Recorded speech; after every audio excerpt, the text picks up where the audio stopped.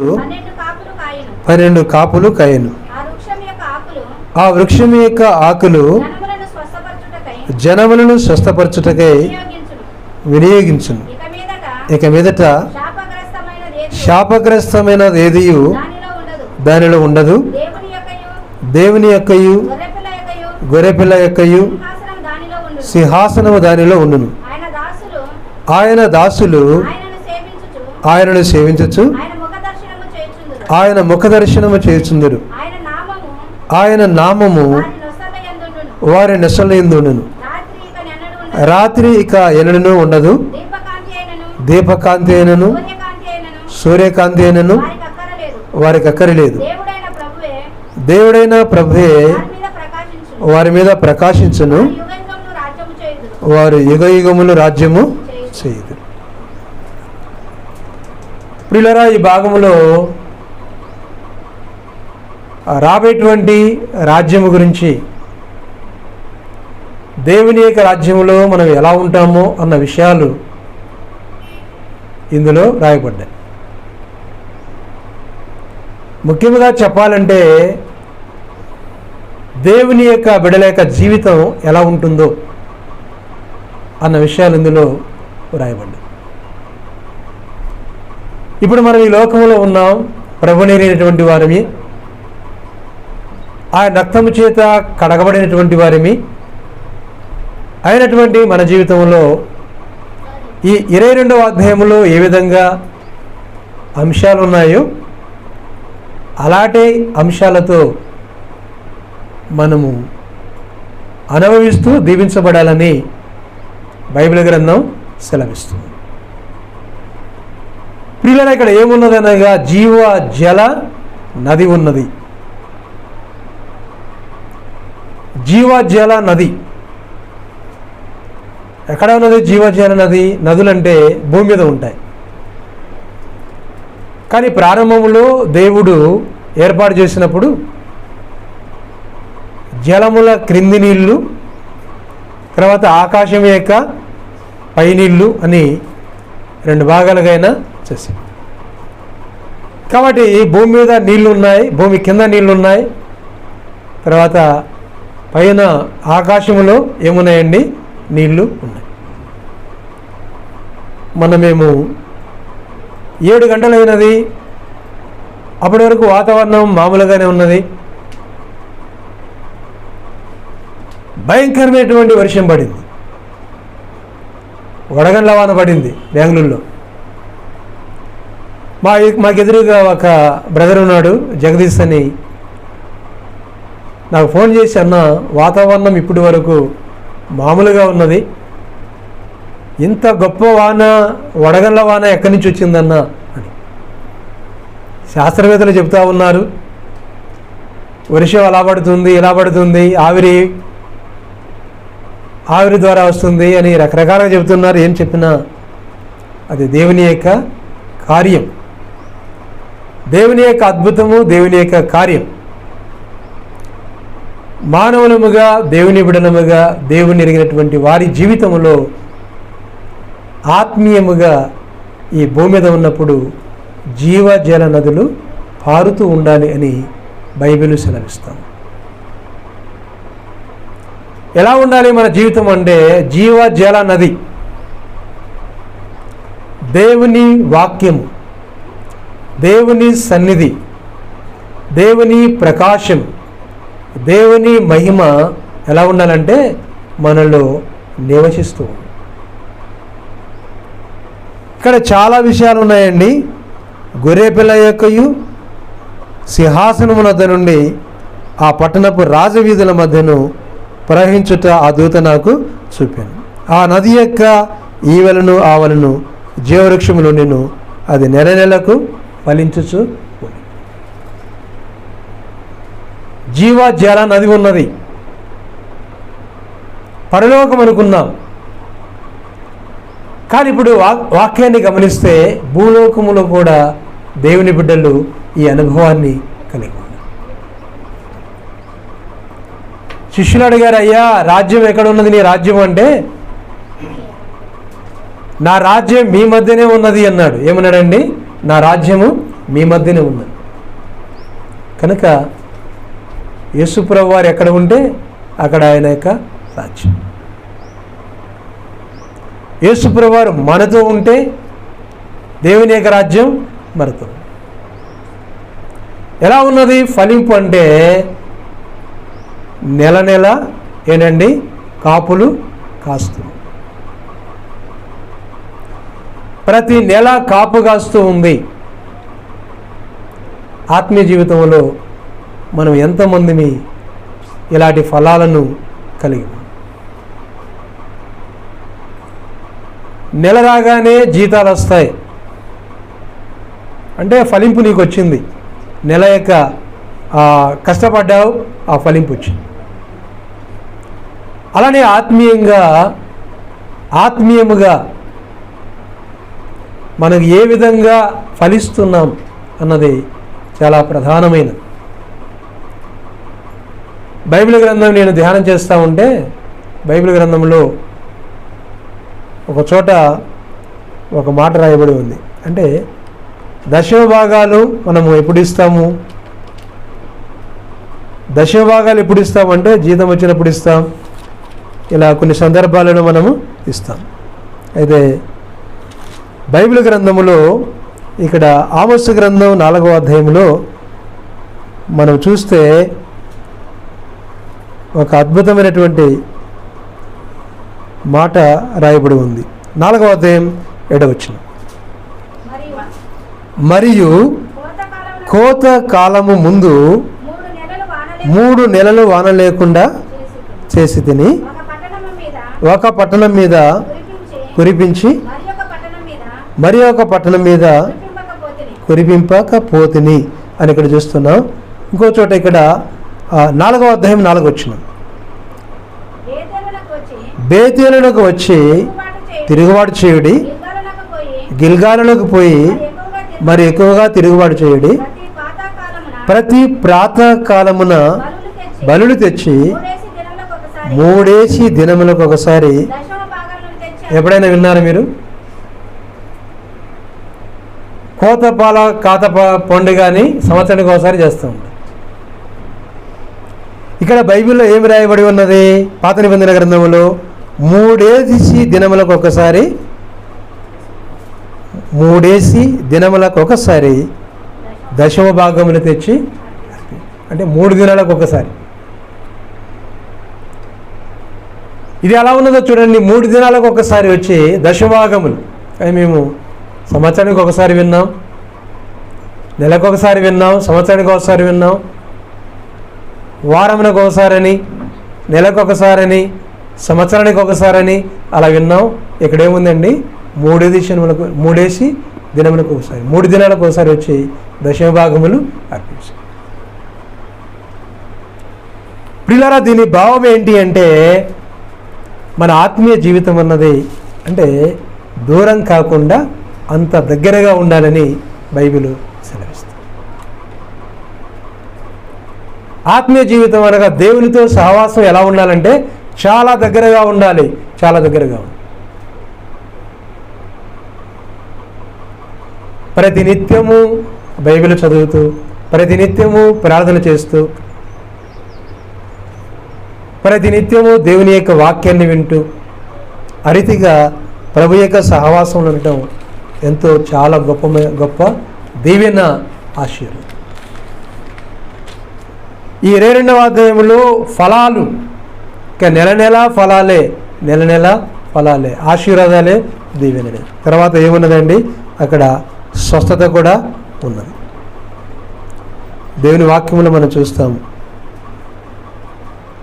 అక్కడ దేవుని యొక్క వాక్యాన్ని గమనించినట్లయితే ఆ 2వ వచనంలో మనం చూస్తాం, ఆ వృక్షము యొక్క ఆకులు జనములను స్వస్థపరచుటకై వినియోగించును అని చూస్తాం. ప్రియులారా, దేవుల్లో ఉన్నప్పుడు ఏమున్నదనగా స్వస్థత అన్నది ఉన్నది. దేవుడు రోగాల గురించి చెప్పాడు, రోగాలు వస్తూ ఉంటాయి. కానీ కొంతమంది జీవితంలో దేవుడు అద్భుతముగా ఆయన ఏం చేస్తాడంటే స్వస్థపరుస్తాడు. ఈ మధ్య అంటే సులోచన టీచర్ ఒక ఆమె ఉంది, మీకు తెలుసు కదా, ఎరంచుడారిపల్లె అవి ఎప్పుడు నాకు ఫోన్ చేస్తూ ఉంటుంది, ఏం జరిగినా నాకు ఫోన్ చేస్తూ ఉంటుంది, ప్రార్థన చేయి. వాళ్ళ అమ్మగారికి 2 కిడ్నీలు ఫెయిల్ అయిపోయాయి. దాదాపుగా ఆమె వయస్సు 85 ఏళ్ళ వరకు ఉంది. కానీ కుమార్తెగా బ్రతకాలని ఆశ. ఆమె నాకు చెప్తూ, కిడ్నీలు ఫెయిల్ అయిపోయాయి, ఇక్కడ హైదరాబాద్ హాస్పిటల్ తీసుకెళ్ళారు, ప్రార్థన చేయండి. అయితే వాగ్దానం అయితే నాకేమొచ్చిందనగా, నేను దీవిస్తాను, మేలు చేస్తాను అని మా అమ్మకు ఈ సంవత్సరం వాగ్దానం వచ్చింది అని చెప్పి ఆమె ఏడ్చింది చాలా. మా అమ్మకు ఆశ కలిగింది ఏంటంటే, నేను టీచర్గా రిటైర్డ్ కాకముందే ఒక ఇల్లు, మంచి ఇల్లు కట్టుకొని ఆ ఇంటిలో ఒక కారు తీసుకొని నేను ఉండాలని మా అమ్మకు ఆశ కలిగింది. మా అమ్మ చచ్చిపోద్దేమో అని ఒక పక్క భయం. ప్రియులారా, అద్భుతం జరిగింది. ఇంకా ఆమెకు డయాలసిస్ అని ఏమి చేయకుండా దేవుడు అద్భుతాన్ని జరిగించి బాగా అయిపోయింది. దేవుని స్తోత్రం, హల్లెలూయా. ఈ లోకంలో ఉన్నప్పుడే జరిగేటువంటి కార్యాలు మనం చూస్తాం. మేము వెళ్ళాం, రోజు రోజుకు పికప్ అయిపోయింది. తర్వాత ఆమె నడవగలుగుతుంది, తిరగగలుగుతుంది, నడవగలుగుతుంది. మళ్ళీ నాకు ఫోన్ చేసి, దేవుడు ఎంత అద్భుతం చేశాడు, ఎంత ఆశ్చర్యం చేశాడు, మా అమ్మ నడుస్తూ ఉంది, తిరుగుతూ ఉంది, నడుస్తూ. ప్రియులారా, తీయ గారి యొక్క కల్పన వారి కుటుంబంలో కూడా చూసాం. 12 ఏళ్ళ తర్వాత దేవుడు గొప్ప కార్యాన్ని ఆయన జరిగించి. జీవజల నది అంటే అది ఆరిపోనిది. పరిశుద్ధాత్మ దేవుడు ఆరిపోయినటువంటి వాడు. ఆ నది ఎప్పుడూ ప్రవహిస్తూనే ఉంటుంది. పరలోకం గురించి రాయబడి ఉందంటే, పరలోకం నుంచి భూలోకానికి కూడా ఆ యొక్క నది వస్తుంది. ఆ నది పరిశుద్ధాత్మ దేవుడు, ఆయన ప్రవహిస్తూనే ఉంటాడు, అందరిలో ఆయన ఉంటాడు. ఎంత గొప్ప అనుభవమో, ఎంత గొప్ప దీవెన.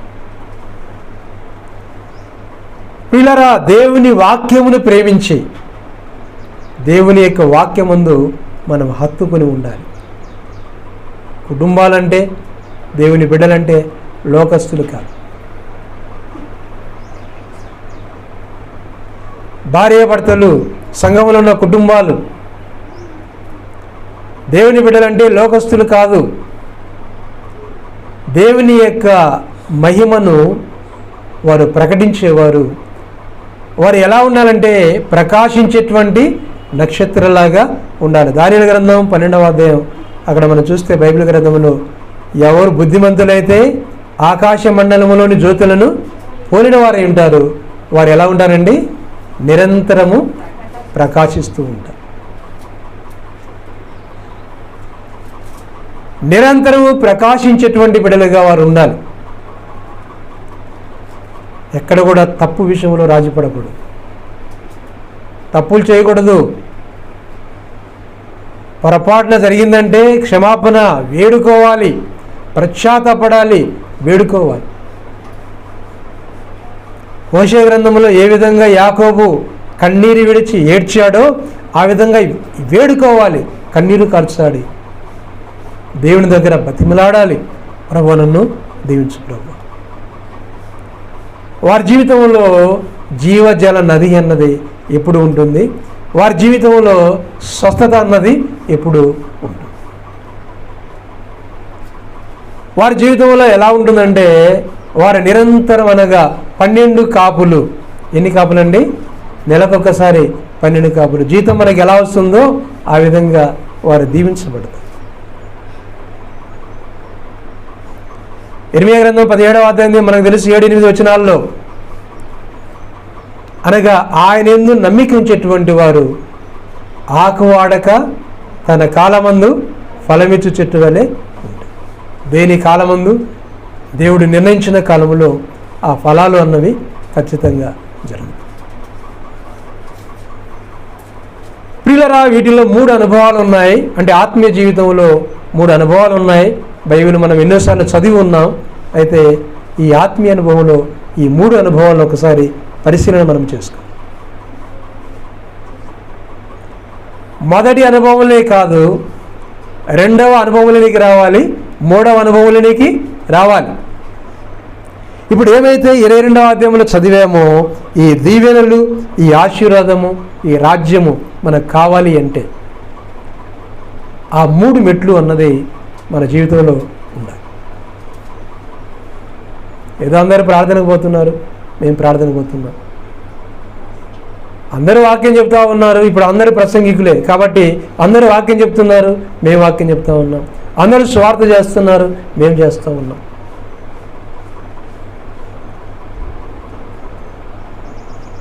కానీ మన యొక్క లైఫ్ ఎలా ఉన్నది? How is our life testimony ఎలా ఉన్నది? మన జీవితం ఎలా ఉన్నది? మన సాక్ష్యం ఎలా ఉన్నది? ప్రియ దేవుని బిడ్డలారా గమనించండి. అందుకే ఈ వాక్యం ఇలానే ఉంచండి. ఈ వాక్యములో ఎలా ఉంటారు దేవుని బిడ్డలంటే 4వ వచనంలో ఆయన దాసులు ఆయనను సేవించుచు ఆయన ముఖదర్శనము చేయుచుందురు, ఆయన నామము వారి నొసలయందు. దేవుని బిడ్డలు ఎట్లా ఉండాలంటే ఎప్పుడు దేవుని యొక్క ముఖాన్ని చూస్తూ, ఎప్పుడు దేవుని ఆరాధన చేస్తూ, ఎప్పుడు దేవుని నామని స్తుతిస్తూ ఉండాలి. దేవుని బిడ్డలు దేవుని ముఖాన్ని చూడడం అనగా ప్రార్థనలో గడపటం, ప్రార్థనలో ఉండడం, ప్రార్థనలో గడపటం, ప్రార్థనలో ఉండడం. అది చాలా ప్రశస్తమైనది, గొప్పది. మేము ఎవరి గృహం దగ్గరికి వచ్చినప్పుడు, బ్రదర్ యొక్క గృహం దగ్గరికి వచ్చినప్పుడు ఎవరైనా ఏమనుకుంటారంటే ఎవరో చుట్టాలు వచ్చారు, లేకపోతే సేవకులు వచ్చారు, మేము మంచి మంచి భోజనం చేసి పెట్టాలి అని అనుకుంటాం. మేము కూడా ఏం చేయాలండి, వారి ఇంటికి వచ్చాము కాబట్టి మంచి భోజనం చేసిపోవాలి. అంత మాత్రమేనా? ఆత్మీయ ఆహారాన్ని వారికి అందించాలి. భోజనాలతో పాటుగా ఉపవాస ప్రార్థనలు వారి కొరకు ప్రార్థన చేయాలి. ఉపవాసం ఉండి ప్రార్థన చేయాలి. కుటుంబాల కొరకు, ఆ గృహము కొరకు, వారి కొరకు ప్రార్థన చేయటం ఎంతో గొప్ప విలువైనది. శరీరానికి సంబంధించిన ఆహారం తీసుకుంటున్నాం, ఆత్మ సంబంధమైనటువంటి ఆహారము మనకు అవసరం. ఆత్మ సంబంధమైనటువంటి ఆహారం ద్వారా బలం ఉన్నది, ఆత్మీయ జీవితం ఉన్నది, ఆత్మీయ ఆశీర్వాదాలు ఉన్నాయి. నెంబర్ 1 ఏంటంటే మొదటి మెట్టు బైబిల్ గ్రంథంలో నది అంటే దేవుని సన్నిధి. గుర్తుపెట్టుకోండి, పరిశుద్ధాత్మ. ఇక్కడ నది అనగానే ఏదో ఒక పెద్ద నది ఉన్నది, అరేబియా సముద్రం అని అనుకోవద్దండి. ఇది దేవుని సన్నిధి, పరిశుద్ధాత్మ, ఫలింపు, దీవెన, ఆశీర్వాదం అన్న విషయాల గురించి ఇందులో వ్రాయబడింది. ఏ నది? ఆ నది దేవుని సన్నిధి, దేవుని వెలుగు, దేవుని నీరు. కాబట్టి మొట్టమొదటిగా మనం యెహెజ్కేలు గ్రంథం 47వ అధ్యాయం 3వ వచనం. యెహెజ్కేలు గ్రంథం 47వ అధ్యాయం 3వ వచనం. 3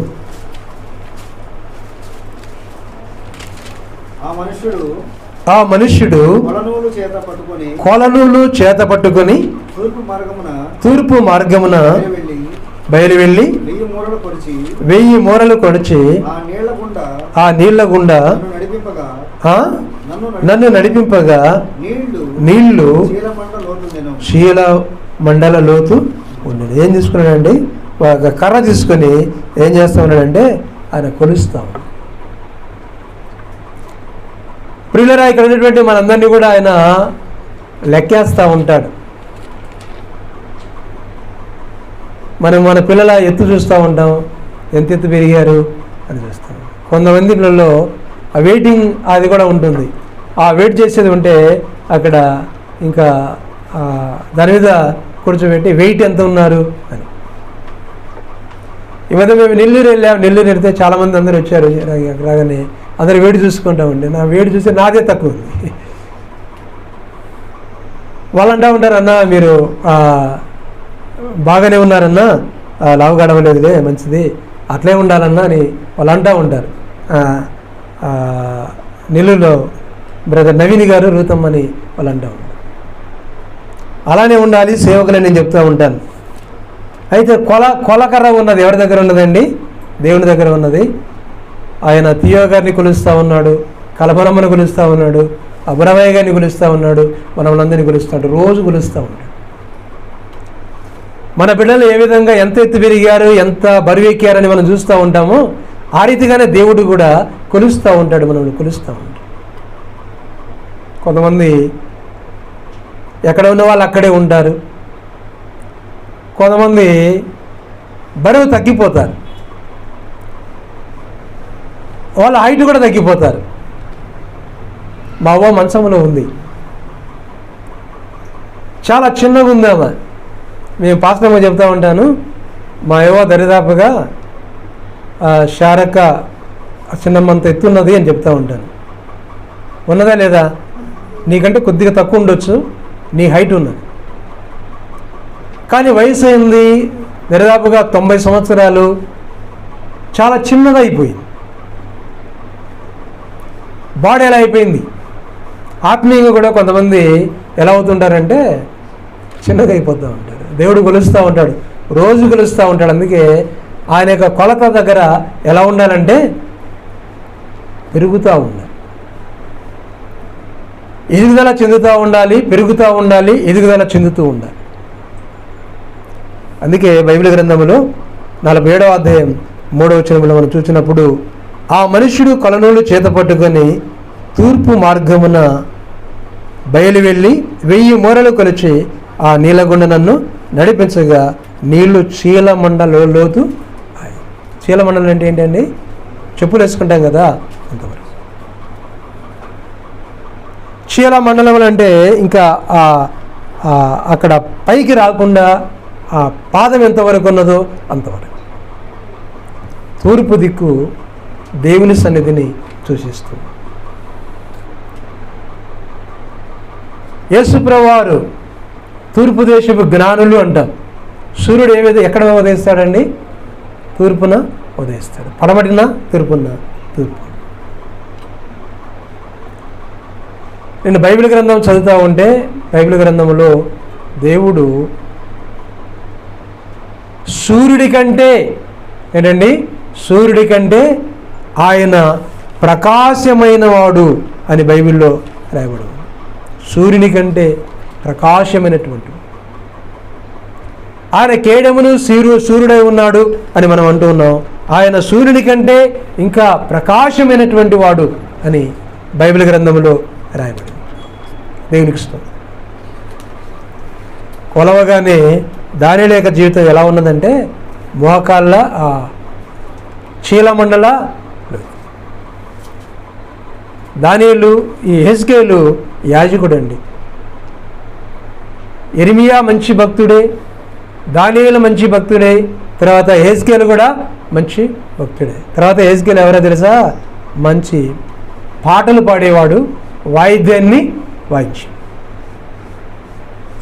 పాటలు బాగా పాడేవాడు, తర్వాత వాయిద్యాలు బాగా వాయించేవాడు. ఈ విధంగా ఉన్నటువంటి వాడు హెజ్కేలు. ఆత్మీయంగా చాలా బలమైనది. ఎక్కడికి వచ్చినది అనుభవం అనగా మొదట ప్రారంభంలో చీలమండలము. కాలు పెట్టగానే ముళ్ళు గుచ్చుకోవచ్చు, బెచ్చలు ఉండొచ్చు. మారుమనసు పొందగానే, బ్యాప్టిజం పొందగానే ఏమవుతుందండి? ఏదో ఒక సమస్య అంటారు.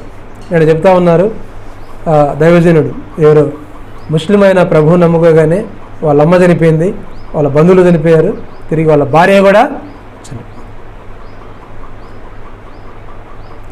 ఆత్మీయంగా ప్రభువుని నమ్ముకున్నాడు, ఇలాంటి జరిగినాయి. అలాంటి వారిని 150 మందిని ఇవ్వగలిగిన వాడు దేవుడు. భూలోకం వైపు మనం చూడకూడదండి. ఎవరైపు చూడాలనగా పరలోకం వైపు మనం చూడాలి.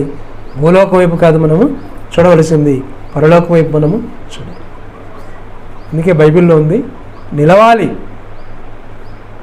ఆయన ఆత్మీయ జీవితంలో నదిలో అడుగుపెట్టాడు, చీలమండల లోతు వచ్చినాయి, అలానే నిలిచి ఉండాలి. ఆత్మీయ జీవితంలో అడుగుపెట్టాం కనుక ఏం చేయాలంటే అలానే నిలిచి ఉండాలి. బైబిల్ గ్రంథంలో కీర్తన గ్రంథం 139వ అధ్యాయం 12వ వచనంలో అద్భుతమైనటువంటి మాట, దావీదు అనుభవంలో కొన్ని విషయాలు ఉన్నాయి. చూడండి, కీర్తన గ్రంథం 139వ కీర్తన 12వ వచనం. చీకటి అయినను, అమ్మో ఏంటంట, చీకటి అయినను నీకు చీకటి కాకపోవును, రాత్రి పగటి వలె నీకు వెలుగుగా ఉండును, చీకటియు వెలుగును నీకు ఏకరీతిగా ఉన్నది. అర్థమైంది అండి?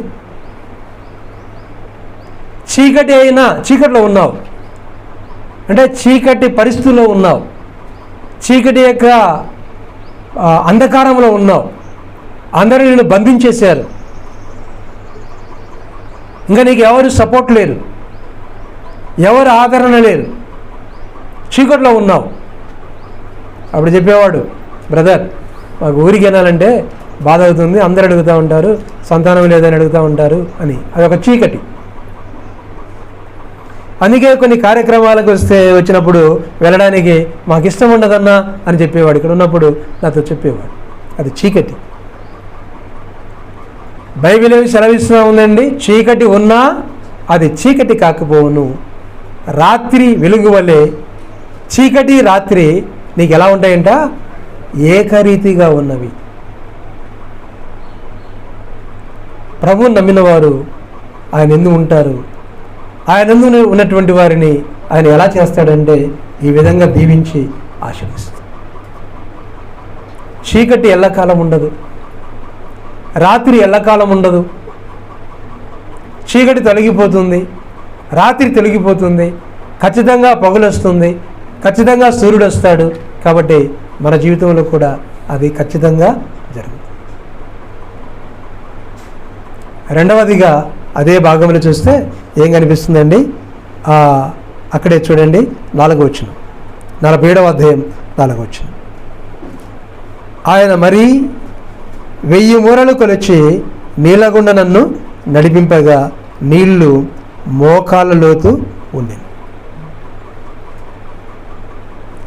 ఎలా ఉన్నాయండి? అప్పుడు కొలవగానే 1000 మూరలు కనిపించాడు, మరలా 1000 మూరలు కనిపించాడు. ఇప్పుడు 2000 అయినది. 2000 అయినది కనుక ఇప్పుడు ఏం చేస్తున్నాడండి, ఏమంటున్నాడండి,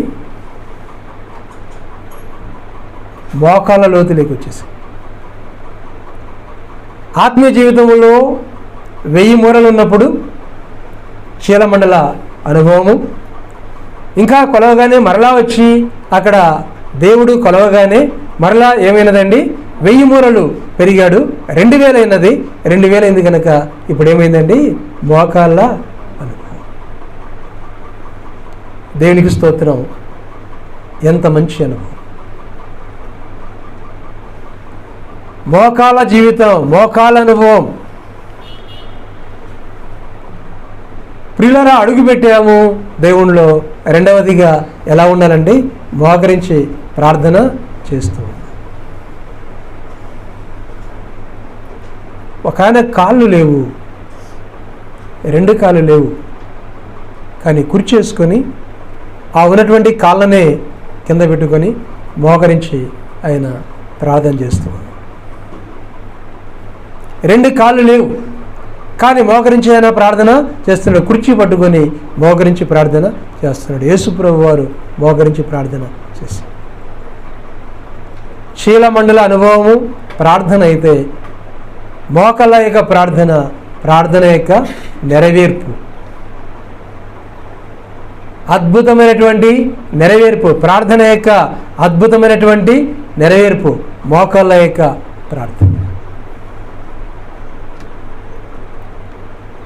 అది రెండవ అనుభవం. దేవుడు ఖచ్చితంగా జవాబు ఇవ్వటం అని చూస్తున్నాం. కాబట్టి ఏం చేయాలండి, ఎప్పుడు మనం మోకరించి ప్రార్థన చేస్తున్నాం. 24 గంటలు ఫోనే. ఇప్పుడు అప్పుడు టీవీ ఉన్నది, ఆ తర్వాత ల్యాప్టాప్లు వచ్చాయి, ఆ తర్వాత ఫోన్లు వచ్చాయి, టచ్ ఫోన్లు వచ్చాయి కనుక ఎక్కువగా ఏం చేస్తున్నామండి, ఫోన్ల ద్వారానే మనం. నేను ఉదయకాల సమయంలో షేవింగ్ చేసుకుంటా ఉన్నా. పాస్టమ్మ గారు నా దగ్గరికి ఫోన్ తీసుకొచ్చి ప్రార్థన అంటా చెయ్యి అని అన్నాను. నేను అడిశాను. వారికి ఇంపార్టెంటే, వారు టెట్కి వెళ్తూ ఉన్నారు, ఇంపార్టెంటే ప్రేయర్ చేయాలి అడిగారు. నువ్వు చెప్పొచ్చు కదా, సేవింగ్ చేసుకుంటా ఉన్నాడు, సేవింగ్ చేసుకుంటున్నాడు కనుక సేవింగ్ చేసుకున్న తర్వాత ప్రార్థన చేయమని అప్పుడు చెప్పొచ్చు కదా అని ఆమె నేను అడిశాను. పిల్లరా, ప్రార్థనా జీవితము, మోకాళ్ళ ప్రార్థన అన్నది చాలా చాలా విలువైనది. ఫోన్కి విలువ లేదండి, ఫోన్కి విలువ లేదు. నేను చూశాను చాలామందిని బాత్రూంలో కూడా ఉండి ఫోన్ మాట్లాడేవారు చాలామంది ఉన్నారు. ఊరికి వెళ్ళినప్పుడు నేను టాయిలెట్ బయటికి వెళితే టాయిలెట్ కూర్చుంటా ఫోన్ మాట్లాడుతున్నటువంటి వారు ఉన్నారు, చాలామంది ఉన్నారు. 50% ఉంది. దానికి విలువ లేదు. ప్రియులరా, మనము దేవుని బిడ్డలము మోకరించి ప్రార్థన ఎంత విలువైనది. ఒక ప్రత్యేకమైనటువంటి రూములో అక్కడ కూడుకొని మనం ప్రార్థన చేయటం ఎంత విలువైనది, ఎంత గంభీరమైనది. ఎంత విలువైనదంటే ఆ ప్రార్థన చనిపోయినటువంటి వారిని ఏంటంటే సహితము తిరిగి లేపుతూ ఉంది. ఒకసారి మనం అపోస్తుల కార్యములోకి వస్తే, అపోస్తుల కార్యములో పేతురు యొక్క ప్రార్థన మనం చూస్తాం. చూడండి, అపోస్తుల కార్యములు 9వ అధ్యాయము 40 వచనం. అపోస్తుల కార్యములు 9వ అధ్యాయం 40 వచనం. పేతురు అందరినీ వెలుపలికి పంపి మోకాళ్ళుని ప్రార్థన చేసి ఆకాశం వైపు తిరిగి తబితా లెమ్మనగా ఆమె కన్నులు తెరిచి పేతురును చూసి లేచి కూర్చుంది. పిల్లరా వినండి, ఏం చేశాడండి పేతురు? మోకాల్లోని ప్రార్థన చేశాడు. శీలమండలం అయిపోయింది. మోకాళ్ళ ప్రార్థన ఎలా ఉన్నదంటే రాజ్యాలను కదిలించే విధంగా, ఆ తర్వాత చనిపోయిన వారిని లేపే విధంగా. ఎలా ఉన్నదండి? చనిపోయిన వారిని లేపే విధంగా ఉన్నది. అద్భుతమైన.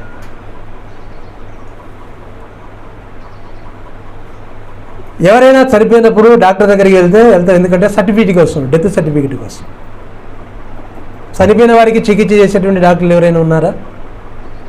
రోగానికి చికిత్స చేస్తారు కానీ చనిపోయిన వారికి చికిత్స ఎవరు చేయరు. కానీ ఇక్కడ చనిపోయిన ఆమె దగ్గరికి వెళ్ళి మోకాళ్ళని ప్రార్థన చేసి తబితా లెమ్మనగానే ఏమైందండి?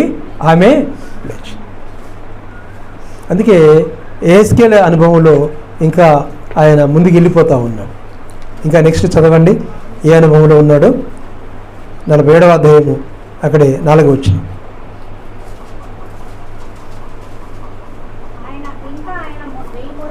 ఇంకా ఆయన 1000 మూరలు కొలిచి నీళ్ల గుండా నన్ను నడిపించగా నీళ్లు మలల లోతుకు ఆయన.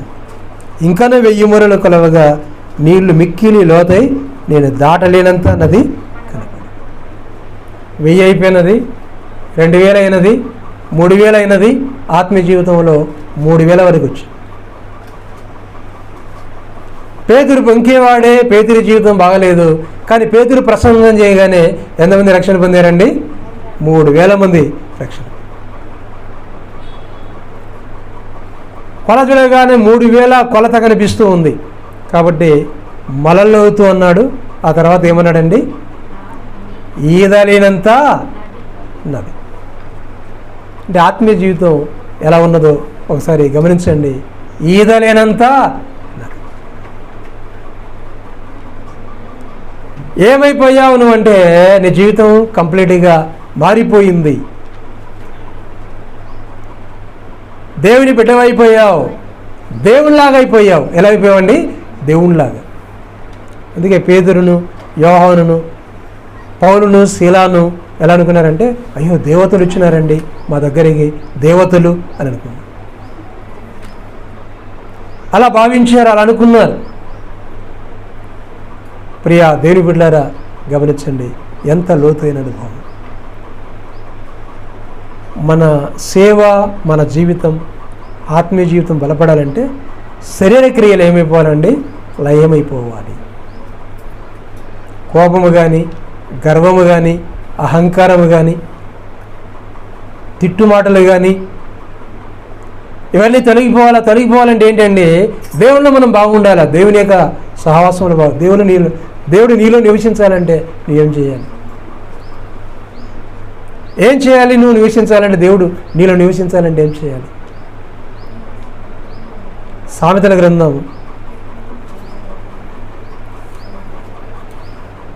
4వ అధ్యాయము 23వ వచనం. సామెతల గ్రంథం 4వ అధ్యాయము 23వ వచనం. నీ హృదయములో నుండి జీవధారలు బయలుదేరును, కాబట్టి అన్నిటికంటే ముఖ్యముగా నీ హృదయమును భద్రముగా కాపాడుకొనుము. సేవకుల విషయాల్లో, విశ్వాసుల విషయాల్లో అప్పుడప్పుడు కరెక్షన్స్ పడతా ఉంటాయి, తప్పులు పడతా ఉంటాయి. కానీ బైబిల్ ఏమి సెలవిస్తూ ఉంది? దేవుడు నీలో నివసించాలంటే, నీలో ఉండాలంటే నీ హృదయము, కడుపు ఏం తిండికే కాదు, కడుపు మాంసానికే కాదండి ఉండేది. ఈ శరీరాన్ని కలిపి ఏమంటాం? బాడీ అంటాం. బాడీ విలువపెట్టి కొనబడినది. ఎవరు కొన్నారండి? యేసయ్య కొన్నాడు. ఊరిక తినడానికి కాదు ఈ బాడీ ఉండేది, దేవుని పని చేయడానికి, దేవుని కోసము జీవించాలి, దేవుని కోసము బ్రతకాలి. నీ హృదయంలో నుండి జీవజల నదులు ప్రవహించును కనుక అన్నిటికంటే నీ హృదయమును భద్రము చేసుకో. అది సమయం. మనం ఏమైనా తప్పు చేసామంటే ఆ దేవుని దగ్గర పడిపోతుంది రెడ్ మార్కు. జీవ జల నది పరిశుద్ధాత్మ దేవుడు, దేవుని ఆత్మకార్యము మనలో పని చేయాలి, మనలో ఉండాలి అంటే ఏం చేయాలండి? మన హృదయాన్ని చాలా జాగ్రత్తగా ఉంచుకోగా దేవునికి చోటు ఇవ్వాలి. దేవునికి చోటిస్తే చీలమండలము, మోకాల అనుభవము, మొలల అనుభవము, తర్వాత నిండైన అనుభవం. ఏంటండి? నిండైన అనుభవం. అలాంటి అనుభవంలో ప్రవేశిస్తాం. కాబట్టి ప్రియా సోదరి సోదరులారా, యెహెజ్కేలు గ్రంథం 47వ అధ్యాయము 8వ వచనాన్ని ఒకసారి చూస్తే ఆ దేవుడు ఎలా మారుస్తాడో అలాంటి వారిని గమనించండి. 8వ వచనం. అప్పుడు ఆయన నాతో ఇట్లా నిన్ను, ఈ నీళ్లు ఊపికి తూర్పుగానున్న ప్రదేశమునకు పారి అరాబలోనికి సముద్రములో పడును, అప్పుడు సముద్రపు నీళ్లు. చూసారు ఎక్కడన్నా? చెన్నై ప్రాంతంలో వాళ్ళు ట్రై చేశారు. ఏంటంటే నీళ్లు తక్కువగా ఉన్నాయి కాబట్టి సముద్రపు నీళ్లు తీసుకొని మంచినీళ్ళుగా చేయాలని ప్రయత్నం చేశారు, కానీ వీలు కాలేదు.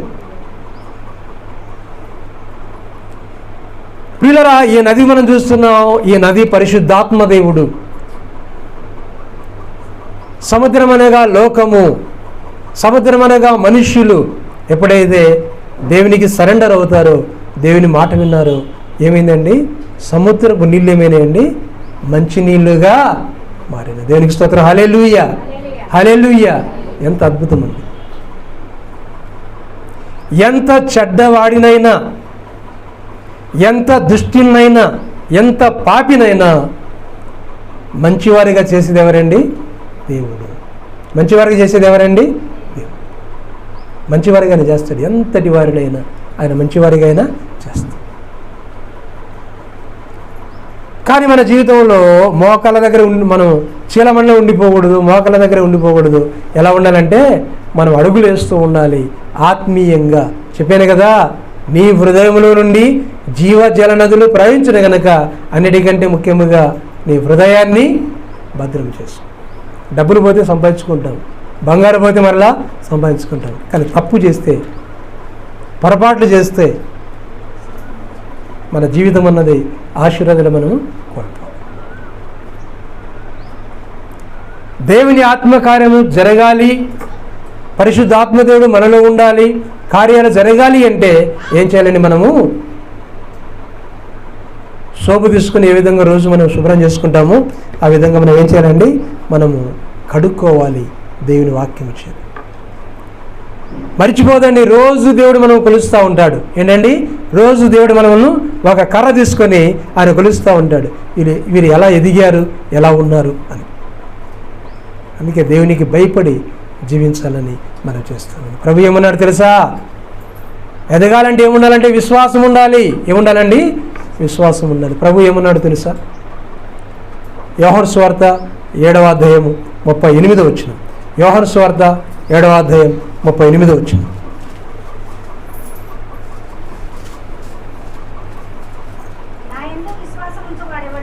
నా యందు విశ్వాసముంచువాడెవడో లేఖనము చెప్పినట్లు వాని కడుపులో నుండి జీవజల నదులు పారునని బిగ్గరగా చెప్పాను. మన ద్వారా కాదండి. ఎవరి ద్వారా అండి? యేసయ్య ద్వారా. ఎజ్రా అంటాడు, అయ్యా నీ సన్నిధానంలో నిలుచుటకు మేము అర్హులము కాము, నీ ఒక్కడివే నీతిమంతుడు. ప్రభా, జీవ జల నదులు నాలో ప్రవహించాలంటే ఏమి రాయబడిందండి? విశ్వాసం ఉంచాలి. తర్వాత ఎవరి దగ్గరికి రావాలండి?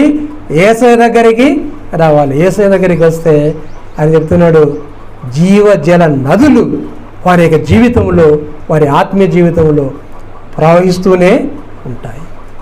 హల్లెలూయా, హల్లెలూయా. నేను ఇక్కడికి రాగానే ఆ సిఎస్ఐ చర్చిని చూసి నేను చాలా బాధపడినాను. నేను 94లో వచ్చి అక్కడ వాక్యం చెప్పాను. అప్పుడు తడికెలతో ఉంది. ఇప్పుడు వచ్చి చూడగానే అది ఈ రేకులు ఏమైతే వేసారో అదే ఉన్నది. ఎందుకంటే సిఎస్ఐ ఒక పెద్ద మినిస్ట్రీ, అది చాలా పెద్ద సంస్థ, ఫారిన్ వాళ్ళ ద్వారా స్థాపించబడింది. దాని వైపు చూసి మసీదు దగ్గర ఉన్నటువంటి వారి వైపు చూస్తూ ఉన్నాను. ఎంత బాగా ఇల్లు కట్టుకున్నారు, ఎంతమంది జాబ్ చేస్తూ ఉన్నారు. కదిలినప్పుడు, దాని విషయం కదిలించినప్పుడు సహోదరులు నాతో చెప్పినది ఏంటంటే, సమాధానము లేదు, నెమ్మది లేదు. క్రైస్తవులే వేరే వారి దగ్గర ఎలా ఉన్నారంటే చీఫ్గా కనిపిస్తున్నారు. అంటే వీరి జీవితం ఇలా ఉన్నది, వీరి బ్రతుకులు ఇలా ఉన్నాయి అనగా దేవుణ్ణి ఏం చేస్తున్నారండి? అవమానపరుస్తున్నారు. దేవుని మీద విశ్వాసం ఉంచాలి. నా దగ్గరికి రండి, ప్రభు అంటున్నాడు, నా దగ్గరికి రండి, నేనేం చేస్తానండి? జీవ జల నదులు మీలో ప్రవహించేలాగా నేను చేస్తాను. క్రైస్తవులు అంటే మామూలు కాదండి.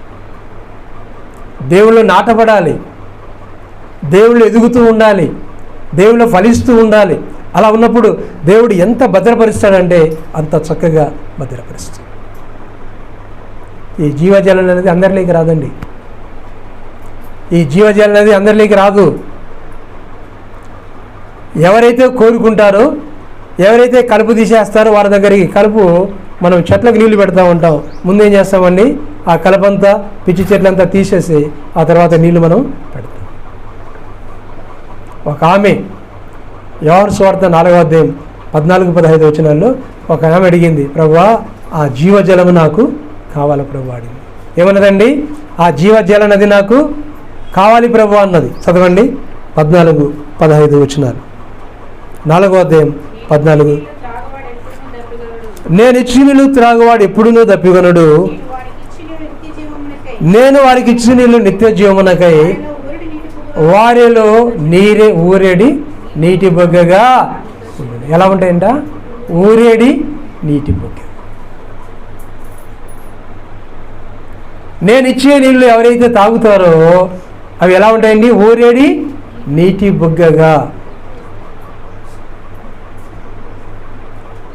ఎంత గొప్ప ఆశీర్వాదం. ఏలియాకు ఒక రొట్టె ఒక నీళ్ళ బుడ్డి. ఏంటండి? ఒక రొట్టె ఒక నీళ్ళ బుడ్డి. ఎంతకాలం ప్రయాణం చేశాడండి? 40 దినాలు. 40 దినాలు ప్రయాణం చేశాడని 40 దినాలు ఒక రొట్టె ఒక నీళ్ళ బొడ్డు తీసుకుని 40 దినాలు ప్రయాణం చేసినట్టుగా మనం చూస్తున్నాం. దేవునికి స్తోత్రం. ప్రియ సోదరి సోదరులారా, వాక్యాన్ని గమనించు. నేను ఇచ్చే నీళ్ళు ఎవరైతే తాగుతారో వారు ఎలా ఉంటానంటే వారు ఊరేడి నీటి బుగ్గుగా. అయ్యా నాకు ఏ అంటే నేను అలా ఇవ్వను, నువ్వు తప్పు చేస్తున్నావు. ఏ తప్పు చేస్తున్నావు అండి? నీకు చాలామంది భర్తలు ఉన్నారు, చాలామంది భర్తలు ఉన్నారు. ఆమె స్టన్ అయిపోయింది. మనము కుండలో నీళ్లు పోయాలంటే ఏం చేస్తామండి? కుండను బాగా కడుగుతాం. దేవుడు పరిశుద్ధాత్మదేవుడు మనలో ఉండాలంటే మనం ఏం చేయాలండి? మనము కడుక్కోవాలి. అమ్మా నీ జీవితం కడగబడాలమ్మా అని చెప్పాడు. కడగబడిన తర్వాత ఆమె ఎంత దీవెనకరముగా, ఎంత ఆశీర్వాదకరముగా ఉన్నదో. ప్రియ సోదరి సోదరులారా, చూడండి ప్రకటన గ్రంథం 22వ అధ్యాయం ఇక్కడ 4వ వచనంలో, ఆయన దాసులు ఆయనను సేవించుచు ఆయన ముఖదర్శనము చేయుదురు, ఆయన నామము వారి నెస్సల యందు ఉండును, రాత్రిక ఎన్నడూనూ ఉండదు, దీపకాంతి అయినను సూర్యకాంతి అయినను వారికి అక్కరలేదు, దేవుడైన ప్రభువే వారి మీద ప్రకాశించును, వారు యుగయుగములు రాజ్యము చేయు. దేవుడైన ప్రభువే ప్రకాశించును, వారు యుగయుగములు రాజ్యము చేయరు. అందుకోసమే యేసు ప్రభు వారు మరణించారు. ఆయన దగ్గరకు వచ్చేటువంటి వారికి ప్రకాశం. గొల్గొతా దగ్గర చూసినట్లయితే ఏమున్నదంటే శిలువ కనపడుతుంది, ఆయన మరణం కనపడుతుంది. సమాధి దగ్గరికి వెళితే సమాధిలో ఏమీ లేదు, తెరబడినది అనగా యేసు ప్రభు వారు తిరిగి లేచి. ఎందుకో తెలుసా? మనకు నిత్య జీవాన్ని ఇవ్వడానికి, నిత్యరాజ్యాన్ని ఇవ్వడానికి. నిత్యరాజ్యము నిత్య జీవము కావాలంటే ఏం చేయాలండి? మనం ప్రభువుతో నడుస్తున్నాం. హానాకి ఏం చేశాడండి? దేవునితో రోజు నడుస్తున్నాడు కనుక దేవుడు ఆయన తీసుకెళ్ళాడు. మనం కూడా ప్రభువుతో నడవాలి. జ్ఞాపం చేసుకుందాం. చీలమండల అనుభవమా, మోకాల అనుభవమా, నడుముల లోతు యొక్క అనుభవమా, లేకపోతే సంపూర్ణమైన అనుభవం? బ్యాప్టిజాలు ఎలా ఇస్తారండి? బాప్టిజం వారి నీటిలో ముంచి వేస్తారు. అంటే చచ్చిపోయాడని తిరిగి బ్రతికాడని. ఆత్మీయంగా దేవుని బిడ్డలముగా ఇలాంటి అనుభవం ఉండాలి. ఎలా ఉండాలంటే ఈదలేనంత గొప్ప అనుభవం, ఈదగలిగినంత సముద్రం ఉన్నది. ఏంటండి? ఈదగలిగినంత సముద్రం ఉన్నది. ఆ సముద్రంలో మనం ఏం చేస్తున్నామండి? ప్రయాణము చేస్తున్నాం. ఆత్మీయ యాత్ర, ఆత్మీయ ప్రయాణం. ఒకసారి జ్ఞాపకం చేసుకోండి. అందుకే దేవుడు అందరిలో ఉండాలని ఆశపడుతూ ఉన్నాడు. అందరిలో ఉండాలి అంటే ప్రియ సోదరి సోదరులారా, ఏంటండి? నీ హృదయంలో ఉన్నటువంటి చెడుని తీసివేసు. జీవ జల నదులు నీలో ప్రవహిస్తాయి కాబట్టి నీ హృదయాన్ని భద్రము చేసుకో. చర్చికి వచ్చినప్పుడే కాదు, బయట ఉన్నప్పుడు, ఇంట్లో ఉన్నప్పుడు, ఆఫీసులో ఉన్నప్పుడు, ఎక్కడ ఉన్నా కూడా జాగ్రత్తగా మన విశ్వాసాన్ని మనము కాపాడుకోవాలి. యేసయ్య మీద మనం ఆధారపడి ప్రభువా నడిపించు ప్రభువా అని ప్రతి నిత్యం ఆయన చేయబట్టుకుంటే ఆయన నడిపిస్తాడు. మన జీవితమే జీవ జల నదిలాగా మన జీవితం ఉంటుంది. దేవుడి వాక్యమును దీవించి ఆశీర్వదించునుగాక. ప్రార్థన చేస్తాను, చిన్న ప్రార్థన చేస్తాను. ప్రేమ కలిగిన దేవ, పరిశుద్ధుడా, మీ ఘనమైన పరిశుద్ధమైన పాదములకునైనా వందనాలు, స్తోత్రాలు, కృతజ్ఞతాస్తులు చెల్లిస్తూ ఉన్నాం. ప్రభువా, మన్నా సహవాసములు నన్ను మమ్మలను చేర్చినైనా ఈ రీతిగా ఆరాధించే కృప మీరు మాకు ఇచ్చిన భాగ్యాన్ని బట్టి వందనాలు. ప్రభువా, మంచి వర్తమానాన్ని మాకు అందించారు. మా హృదయంలో ఉంచండి, బలపరచండి, దీవించమని నాయన ప్రాధాయపడుతున్నాం. నేను ఇక్కడ ఈ స్థలాన్ని మీరు అభిషేకించండి. సహోదరులు నేను అబ్రామయ్య గారిని, వారి కుటుంబాన్ని దీవించండి. అయ్యగారికి ఆరోగ్యం దయచేసి బలపరచండి. 22వ అధ్యాయంలో మేము చూచాం, జీవ జల నది ఎక్కడ ఉన్నదో అక్కడ స్వస్థత ఉన్నదని చూస్తున్నాము నాయన. అలాంటి స్వస్థత మీరు దయచేయండి నాయన. బ్రదర్ థియో గారిని, కల్పనమ్మను నాయన, అయ్యా ఇంకా మందిరానికి వచ్చేటువంటి కుటుంబాలను జ్ఞాపకం చేసుకున్నాం. నాయనా ప్రతి కుటుంబాన్ని మీరు దీవించి ఆశీర్వదించండి ప్రభు. వడిదల చేసి ఆశీర్వదించమని ప్రాధాయపడుతున్నాం. మసీదు గొడవలోనైనా మంచి పులాడు తీసుకురండి. ప్రతి విధమైన పాపమును శాపమును తొలగించండి ప్రభు. నిత్యమునైనా మేము అయ్యా నీ కొలత దగ్గరనైనా ఎదిగి ఫలించేలాగున లోతైన ఆత్మీయ అనుభవంలో మమ్మల్ని ఉంచమని ప్రాధాయపడుతాం. నీ రక్త ప్రోక్షణ కిందనైనా మమ్మల్ని దీవించి ఆశీర్వదించి బలపరచమని యేసు నామమున ప్రార్థించి స్తుతించి వేడుకొనుచున్నాము తండ్రి. ఆమేన్.